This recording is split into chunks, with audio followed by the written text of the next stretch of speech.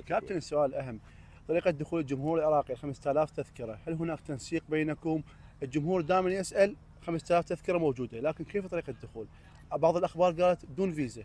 لا الفيزا موجودة. هو احنا تركنا هذا الأمر لشركة اللي هي راح تقوم بهذا الدور بتهيئة السكن وتهيئة الأمور اللوجستية للجمهور. ويمكن أعتقد احنا اللي جايين هي لجمهورنا أنه نوفر لهم كل الطرق للدخول لمساندة المنتخب الوطني.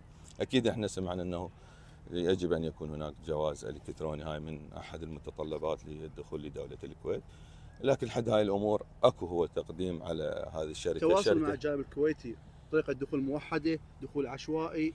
لا، لحد هذه اللحظة صراحة لحد هذه اللحظة يعني كابتن رئيس الاتحاد كان هو اكو هناك متواجد مع دولة الكويت، ومن الممكن غدا ان شاء الله ان يتم الاتفاق كيفية حضور الجمهور، ياتي بباصات او عن طريق، اعتقد راح يكون هو دخول موحد لجميع الجمهور بباصات نحاول احنا نوفرها لهم قبل بيوم المباراة لو قبل المباراة؟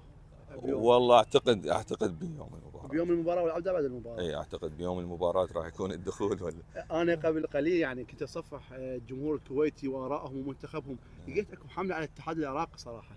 ليش؟ بعد يمكن تصريح الكابتن عدنان درجال، بس انتم كاتحاد اكيد لازم بينتم موقفكم حتى ننهي هذا الخلاف والشذ والجذب قبل المباراه. لا شوف، اكيد احنا هاي الامور يعني تحدث بين شوف الجانب الكويتي والجانب، احنا اشقاء واخوان، ويمكن اللي يتفسر بصوره ما اعرف هي بصوره مو صحيحه. الاخوه الكويتيين رساله انه احنا اخوان وهاي كره قدم، بغض النظر عن السياسه، احنا ما ندخل بامور قديمه وامور احنا ما لنا الذنب بها. هذا جمهورنا جاي يدخل المباراه ويتمتع. يمكن اكيد احنا في بطولة الخليج قدمنا اللي مطلوب لدولة الكويت الشقيقة ولكل دول الخليج، وكانت البصرة محتضنة لكل أشقائنا، ماكو فرق. يمكن حتى حدودنا كانت مفتوحة بدون فيزا لإخواننا الخليجيين. وأعتقد هذه المناوشات هي أكيد مو الكل، لا، بعض يحاول أن يخلق ويزعزع العلاقات بين العراق والكويت. الكويت إخواننا وأشقائنا، وإحنا